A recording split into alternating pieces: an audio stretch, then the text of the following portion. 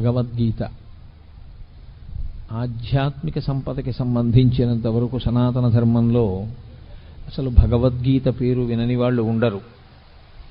తెల్లవారు లేస్తే ప్రత్యేకించి న్యాయస్థానాల్లో మనం నిజమే చెప్తున్నాము అన్నప్పుడు భగవద్గీత మీద ఒట్టు పెట్టించడం అన్నది ఒక స్థితి. అంటే దాని యొక్క వైభవానికి, దాని మీద సనాతన ధర్మంలో ఉండేటటువంటి వ్యక్తులకు ఉన్న విశ్వాసానికి, నమ్మకానికి అది ప్రతీకగా నిలబడుతుంది. ప్రస్థానత్రయంలో ఒకటి భగవద్గీత. సాక్షాత్తు కృష్ణ భగవానుడే కురుక్షేత్ర యుద్ధ భూమి యందు అర్జునునకు బోధించినటువంటి సమస్త ఉపనిషత్ సారాంశము.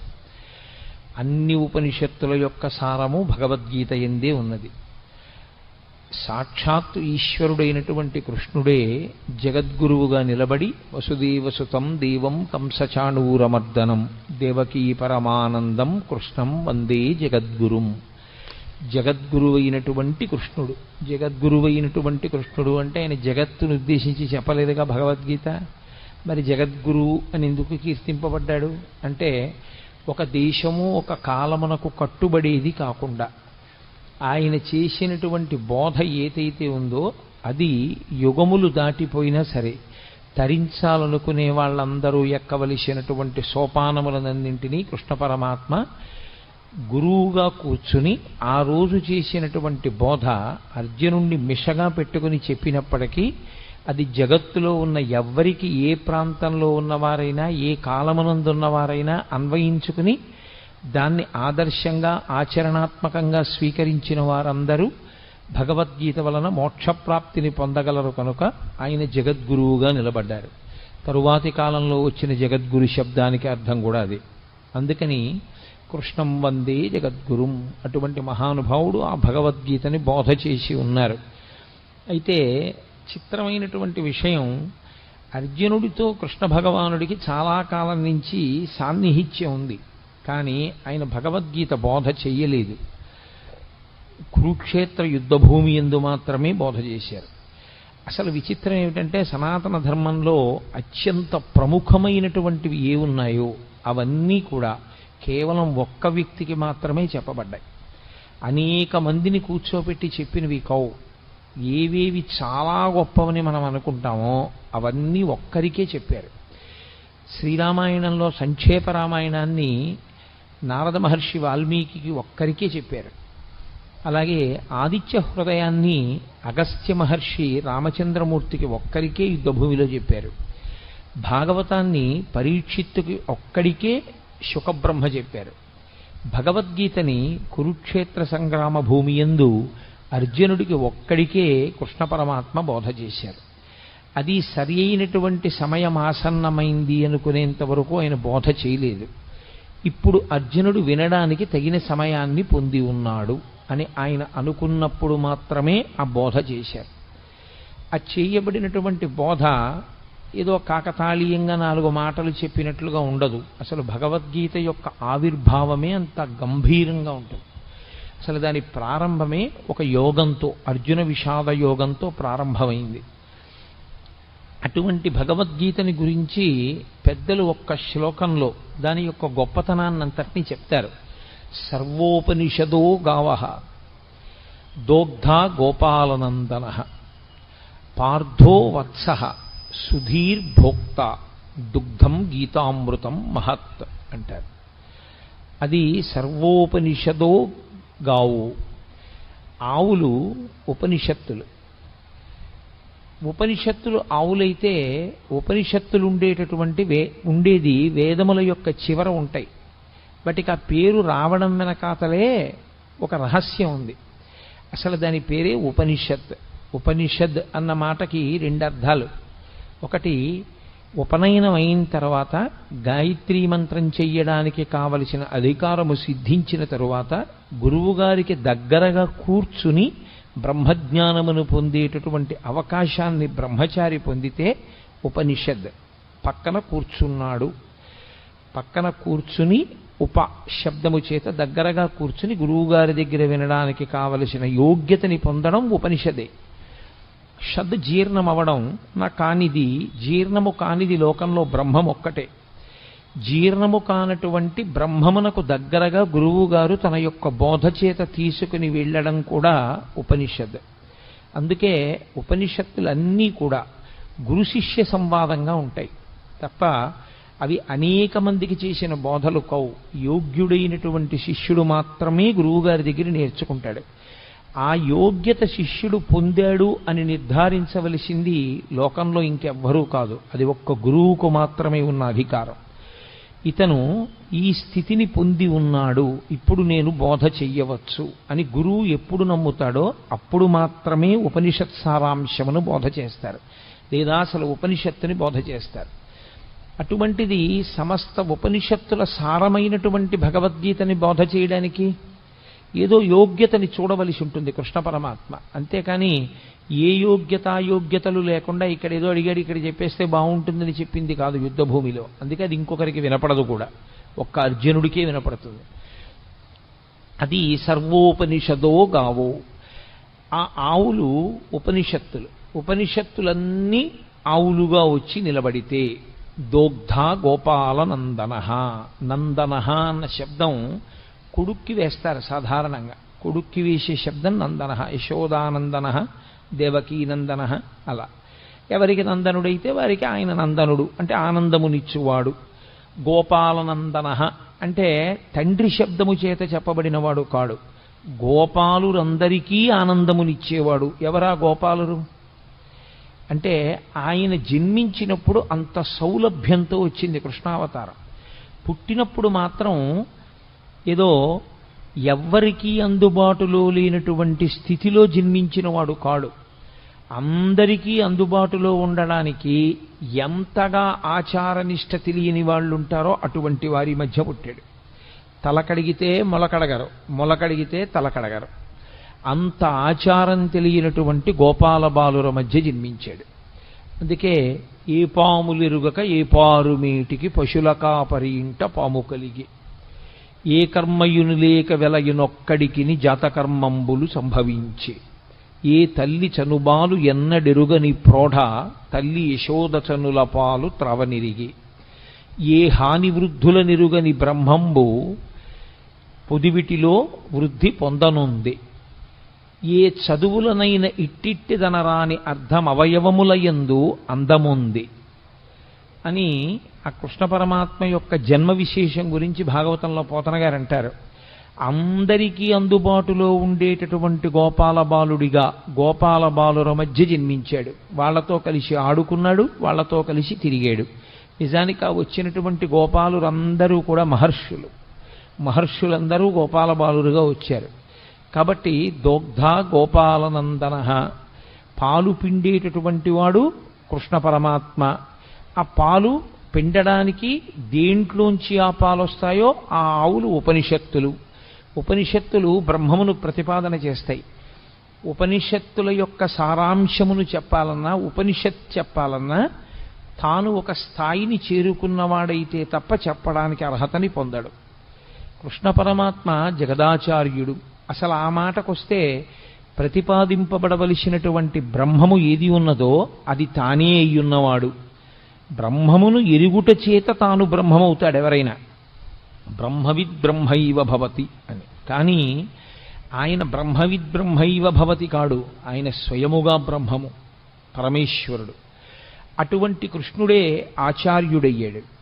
గురువుకి బ్రహ్మమునకు తేడా చెప్పడం సనాతన ధర్మంలో ఉండదు. గురుర్బ్రహ్మ గురుర్విష్ణు గురుర్దేవో మహేశ్వర గురు సాక్షాత్ పరబ్రహ్మ తస్మై శ్రీ గురవై నమః.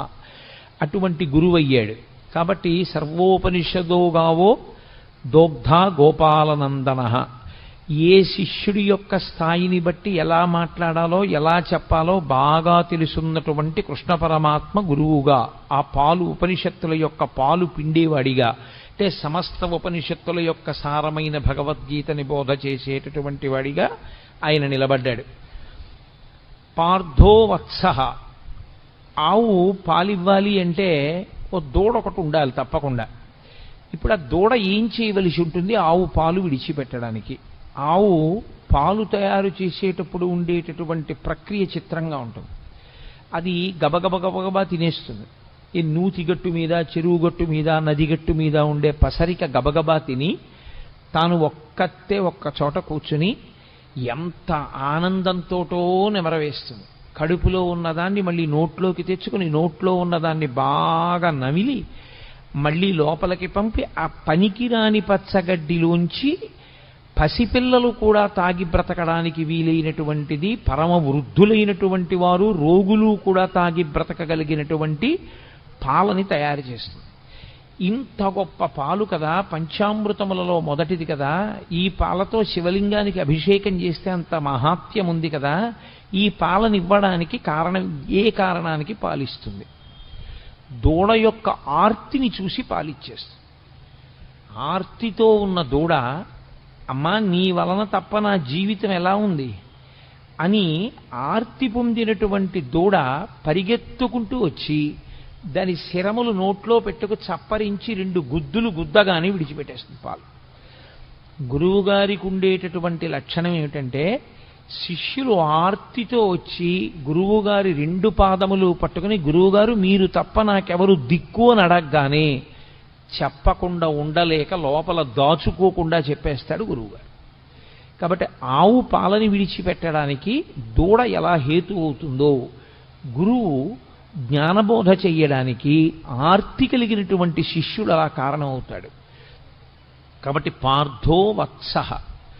ఇప్పుడు పార్థుడు వత్సయ్యి ఆ పాలు రావడానికి కారణమయ్యాడు.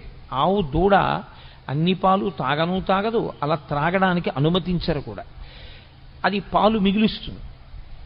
అలా మిగల్చబడినటువంటి పాలు లోకంలో ఎవరెవరు ఆ పాలు కావలసి ఉంటాయో ఆ పాలని ఆ రీతిలో వాడుకుంటారు. ఒకడు త్రాగి బతుకుతాడు, ఒకడు అభిషేకం చేసుకుని తరిస్తాడు, రకరకాలుగా వాడుకుంటారు. అలా సుధీర్భోక్త, ఎవరు ఈ పాలు త్రాగడానికి అర్హులు?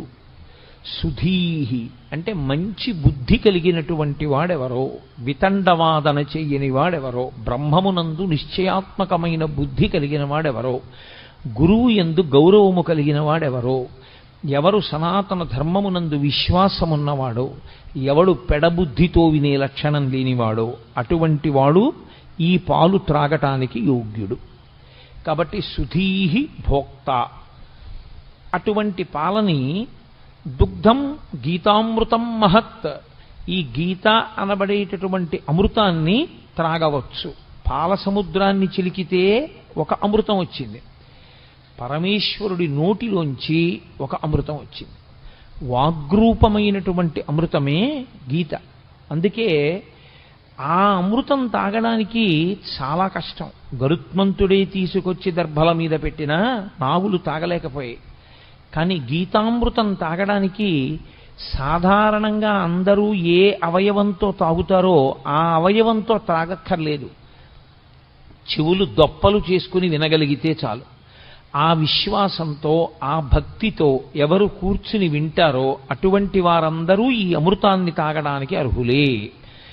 ఈ అమృతాన్ని ఎవరు సేవిస్తారో వాళ్ళకొక లక్షణం ఉంటుంది. అమృతం తాగినవాడు ఇక మళ్ళీ పుట్టవలసిన అవసరం ఉండదు.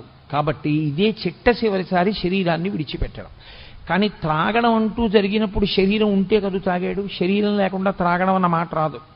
కాబట్టి శరీరంతో ఉన్నాడు కాబట్టి తాగాడు, శరీరంతో ఉన్నాడు కాబట్టి అమృతం తాగాడు, శరీరంతో ఉండి తాగాడు కాబట్టి ఈసారి శరీరం పడవలసిందే. అది ప్రకృతికి సంబంధించిన నియమం. ఈసారి పడడం ఏదుందో అదే చిట్టచివరిసారి పడ్డం. ఇంకొకసారి పడవలసిన అవసరం ఎందుకుండదంటే ఇంకొకసారి పుట్టవలసిన అవసరం లేదు కనుక. అంటే జనన మరణ చక్రము నుండి తప్పుకోవడమే అమృతము. ఆ అమృతము నోటితో తాగుతారు, దానికి అధికారము సిద్ధిస్తే. కానీ అలా అధికారం సిద్ధించి త్రాగారు అన్నవాళ్ళు మనకి కనపడరు. కానీ గీతామృతం తాగడానికి మాత్రం ఎల్లరూ యోగ్యులే. దీని చేత యోగ్యత సుధీహి భోక్త, మంచి బుద్ధి కలిగిన వాడైతే, అటువంటి మంచి నిర్ణయం చేసుకున్నవాడైతే, మనస్సు మంచిదయ్యుంటే, భగవంతుడి గురించి మనం తెలుసుకోవాలనేటటువంటి చిత్తమాలిన్యము లేకుండా కూర్చోగలిగిన వాడైతే అటువంటి వాడు ఈ అమృతమును త్రాగటానికి అర్హుడు. కాబట్టి భగవద్గీత వింటే ఏమొస్తుంది? భగవద్గీత వింటే కొడుకు ఉద్యోగం వస్తుంది, భగవద్గీత వింటే కూతురికి పెళ్ళవుతుంది అని ఫలశ్రుతులు చెప్పకూడదు. భగవద్గీత వింటే ఏమవుతుంది అంటే అది బ్రహ్మ విద్య కనుక మళ్ళీ పుట్టవలసినటువంటి అవసరాన్ని తీసేస్తుంది. ఇంకా ఇంతకన్నా గొప్పది మనుష్యుడు కోరవలసినది వేరొకటి ఉండదు. కాబట్టి అంత గొప్ప శక్తిని ఈ గీతామృతము ఇవ్వగలదు. అందుకే పెద్దలు గీత గురించి చెప్తూ ఒక మాట చెప్తారు. గీతతో సమానమైనవి అంటూ ఉంటే లోకంలో ఇంకొక 3 మాత్రమే ఉన్నాయి. అందుకే గంగా, గీత, గాయత్రి, గోవింద ఈ 4 చతుర్గకార సంయుక్తే పునర్జన్మ న విద్యతే. గీత, గంగాచ, గాయత్రి, గోవిందీతి హృది స్థితే. ఎవరు ఈ 4ంటిని గుండెల యందు బాగా ఊంచుకుని నిలబెట్టుకుంటారో, మొదటిది గంగ. గంగని ఇక్కడ పెట్టుకోవడానికి ఏం ఉండదు. గంగ యందు స్నానం చేయాలి. గంగ యందు స్నానం చేస్తే ఏమవుతుంది? గంగ యందు స్నానం చేస్తే పాపములు నశించిపోతాయి. పాపములు నశించిపోతే మళ్ళీ చేయడా? గంగలోంచి బయటకు వచ్చాక చెయ్యడని నమ్మకం ఏం లేదు. కానీ గంగలో స్నానం చేస్తే వచ్చేటటువంటి ఫలితము ఉత్తర జన్మల యందు కనపడుతుంది. కానీ గీత అనబడేటటువంటి గంగని త్రాగినవాడు ఇప్పుడే ఇక్కడే మోక్షానికి అధికారాన్ని పొందుతాడు. 2, అది పరమేశ్వరుని యొక్క శిరస్సుకి తగిలి కింద పడడం వల్ల అంత శక్తిని పొందింది.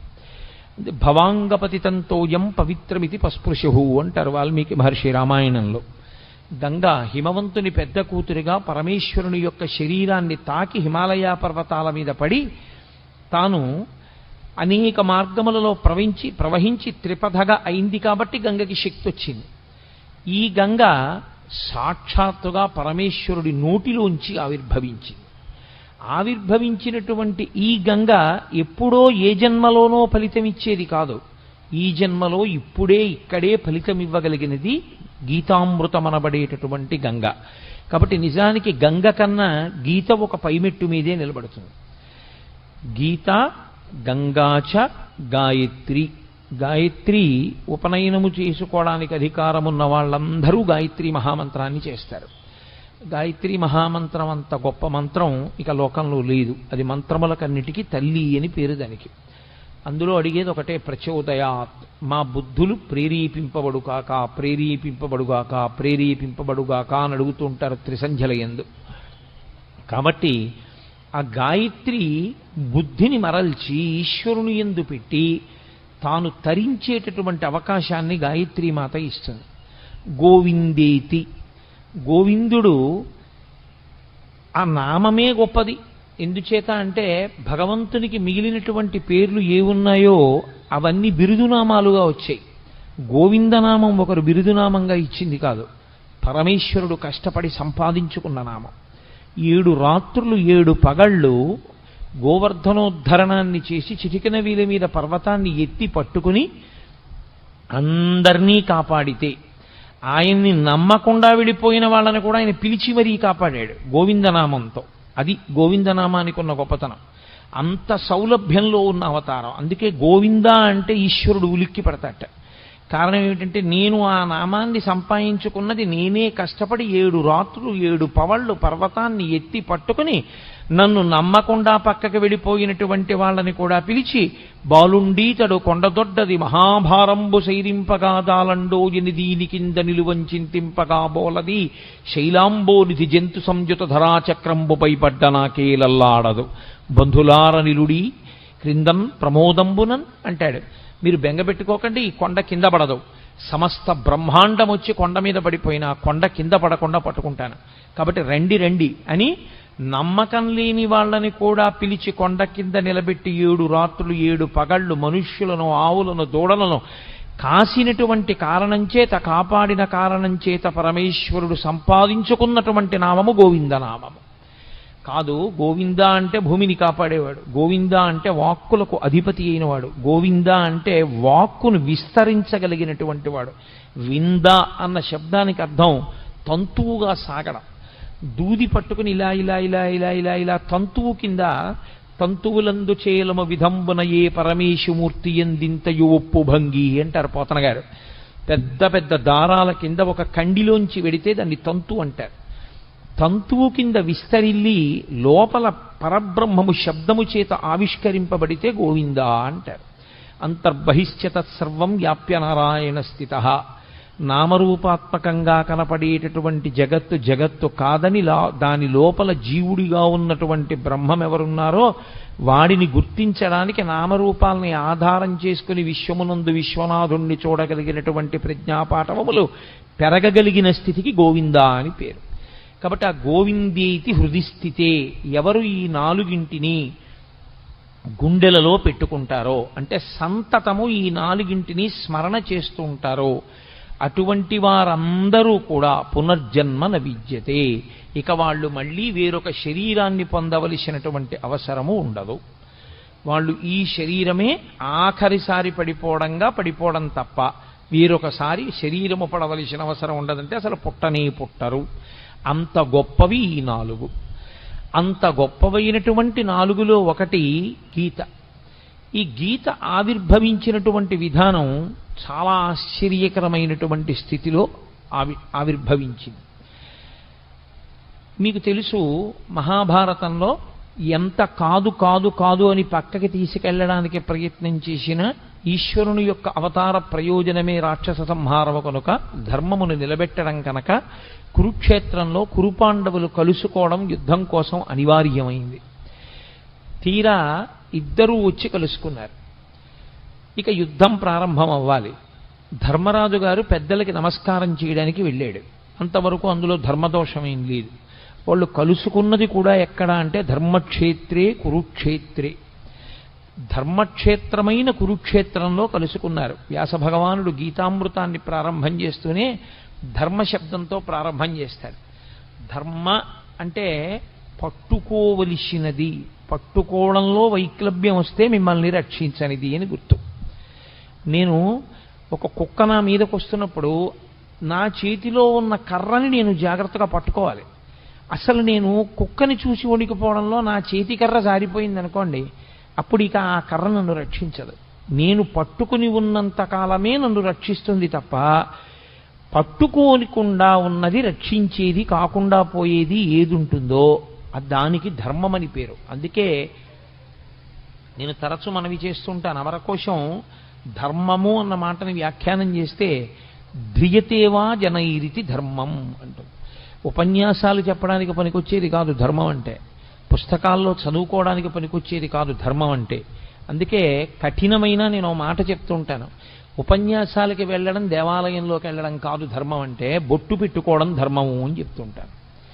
కాబట్టి ధర్మము అంటే ధ్రియతేవా జనైరితి ధర్మం, తాను అనుష్ఠించనిది తనని రక్షించదు. మీకెంత తెలుసు అన్నది మిమ్మల్ని ఎప్పుడూ రక్షించదు. వేదము ఏది చెప్పిందో అది మీరు పట్టుకోగలరా? ఎవరేది చెప్పారన్నది ప్రమాణము కాదు. నేనొకటి చెప్పచ్చు, ప్రమాణం కాదు. ఎంతటి మహాత్ముడైనా కావచ్చు, ఆయన చేసింది ప్రమాణం కాదు, ఆయన చెప్పింది ప్రమాణం కాదు. ఎక్కడి వరకు ప్రమాణం? వేదము చెప్పిన దానితో అంగీకరించి మాట్లాడితే అంతవరకే ప్రమాణం. వేదము చెప్పిన దాన్ని వ్యతిరేకించి మాట్లాడితే ఎక్కడ వరకు వేదాన్ని అంగీకరించి మాట్లాడాడో అక్కడ వరకు ప్రమాణవాక్కు మాట్లాడాడని, వేద వ్యతిరేకమైన మాట్లాడినదంతా కూడా దుస్తర్కం చేశాడని అంటారు.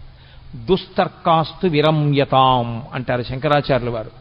దుస్తర్కము చెయ్యవద్దు. వేదో నిత్యమధీయతాం తదుదితం కర్మస్వనుష్ఠీయతాం. వేదం ఎలా చెప్పిందో అలాగే చెయ్యాలి. వేదము దేనిని ప్రమాణంగా మాట్లాడిందో దాన్ని ప్రమాణంగా మాట్లాడాలి. అంతేకాని ఇప్పుడు ఎక్కడ కుదురుతుందండి అని మాట్లాడడానికి వీల్లేదు. వేదము ఏది చెప్పిందో దాన్ని అందుకోవడమే నీ ప్రయోజనం. అలా అందుకోలేకపోతే అది వ్యక్తిగా నీ బలహీనత ఏమో కానీ వేదం చెప్పినది ఎలా కుదురుతుందండి అన్న మాట మాట్లాడడానికి మాత్రం నీకు అధికారం లేదు.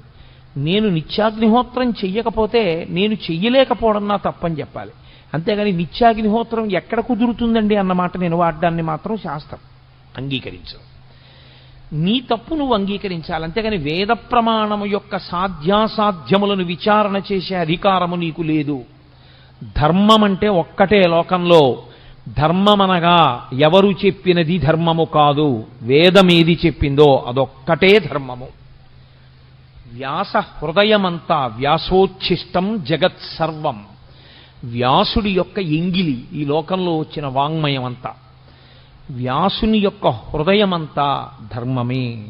ధర్మం ధర్మం ధర్మం. దానికోసమే ఆయన 18 పురాణములను ఇచ్చాడు, 4 వేదములను విభాగం చేశాడు, బ్రహ్మసూత్రములను ఇచ్చాడు.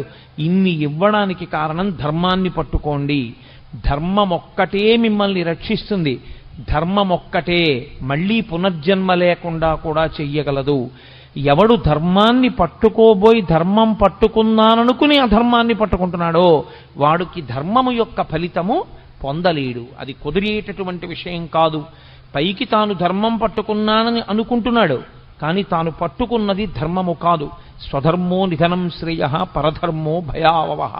తనకి కాని ధర్మం పట్టుకున్నవాడు తాను తరించలేడు. కాబట్టి ధర్మమే ప్రాతిపదిక. అందుకే ప్రారంభమే మంగళవాచకంగా దీన్ని తీసుకున్నారు వ్యాసుల వారంటే ధర్మశబ్దాన్ని తీసుకున్నారు. ధర్మక్షేత్రే కురుక్షేత్రే.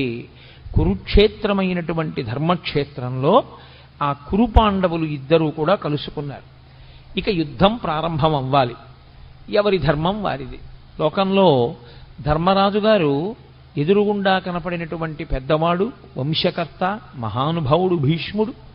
భీష్మ ద్రోణాది మహాపురుషులకు నమస్కారం చేయడం కోసమని ధర్మరాజు గారు వెళ్ళారు.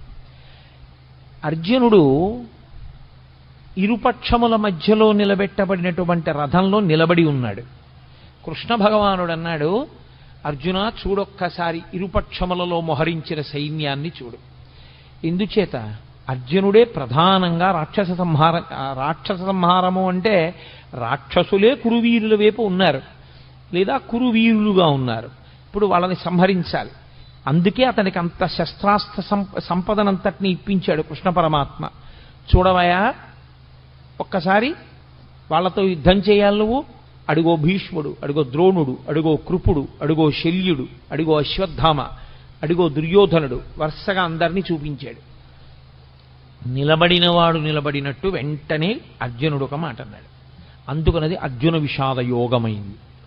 నకాంక్షే విజయం కృష్ణ నచ రాజ్యం సుఖానిచ కిం నో రాజ్యేన గోవింద కిం భోగైర్జీవితేనవా. ఈ శ్లోకాలు అర్థం చేసుకోవడంలో వచ్చినటువంటి వైక్లభ్యంతో అక్కర్లేని వ్యాఖ్యానాలు చేస్తున్న వాళ్ళు ఉన్నారు లోకంలో. ఆయనకి కూడని ధర్మాన్ని ఆయన మాట్లాడాడు. ఆయన అన్నాడు, నకాంక్షే విజయం కృష్ణ. ఏమొస్తుంది ఇప్పుడు వీళ్ళందరినీ చంపేస్తే? విజయం వస్తుంది. విజయం వస్తే ఏమొస్తుంది? రాజ్యం వస్తుంది. రాజ్యం వస్తే ఏమొస్తుంది? ధర్మరాజు గారు సింహాసనం మీద కూర్చుని పరిపాలన చేస్తాడు. కానీ ఏమైపోతుంది? నా గురువు మరణిస్తాడు, మా తాతగారు మరణిస్తారు, నా అన్నదమ్ములు మరణిస్తారు, నా బంధువులందరూ చచ్చిపోతారు. ఇంతమంది చచ్చిపోయినటువంటి నెత్తుటి కూడు మిగులుతుంది. ఇప్పుడు ఈ నెత్తుటి కూడుని నేను తినవలసి వస్తుంది. మీరు చాలా జాగ్రత్తగా పట్టుకోవలసి ఉంటుంది భగవద్గీత ఆవిర్భావాన్ని. ఆయన వైరాగ్యమును పొందుతున్నాడు. చిచ్చి ఇవన్నీ ఏమిటంటున్నాడు. ఆయన ధర్మాన్ని మాట్లాడుతున్నాడు. వీళ్ళందరినీ చంపడం ఎందుకని? కానీ ఆ ధర్మంలో వైక్లభ్యం ఉంది, అది దిద్దాలి ఇప్పుడు కృష్ణ పరమాత్మ. వీళ్ళందరినీ చంపడం ఏమిటి? వీళ్ళందరినీ చంపేస్తే ఏమొస్తుంది? నాకేం మిగలదు. అందరినీ చంపేసిన వాడు అర్జునుడు అన్న పేరు వస్తుంది. ఇంతమందిని చంపేసి నేను రాజ్య పరిపాలన మొదలు పెడితే నిన్నటి వరకు నా కంటి ముందు ఉన్నటువంటి తాతలు, తండ్రులు, గురువులు, బంధువులు, స్నేహితులు ఇంతమంది మరణించిన తరువాత నేనొక్కడిని మిగిలితే నేను పొందేటటువంటి సంతోషం ఏమిటి? కాబట్టి నాకొద్దు ఈ యుద్ధము వద్దు, ఈ విజయము వద్దు, ఈ రాజ్యము వద్దు. ఇప్పుడు ఆయన ఎంత భయవిహ్వలుడైపోయాడంటే అంతటి మహావీరుడైనటువంటి అర్జునుడి చేతులు వణికిపోయాయి. వణికిపోవడంలో ఆయన చేతిలో ఉన్నటువంటి గాంధీవం జారి కింద పడిపోయాడు. కింద పడిపోతే తాను ఎలా నిలబడ్డాడో అలా నిలబడ్డవాడు నిలబడ్డట్టే నీరసం ఆవహించేసి చతికిల పడిపోయాడు. నీరసం ఆవహించి చతికిల పడిపోయాడు అంటే ఆయన శరీరంలో ఇప్పుడు ఏదో ఆరోగ్యపరమైన సమస్య తలెత్తలేదు. ఆయనకి శరీరంలో ఎంత ఆరోగ్యం ఉండాలో అంత ఆరోగ్యము ఉంది, ఎంత బలం ఉండాలో అంత బలము ఉంది. కానీ శరీరమునందుండవలసినటువంటి బలాన్ని, శరీరమునందు ఉన్నటువంటి ఆరోగ్యాన్ని ఏది పాడు చేసేసింది అంటే బలహీనపడిపోయినటువంటి మనస్సు పాడు చేసేసింది.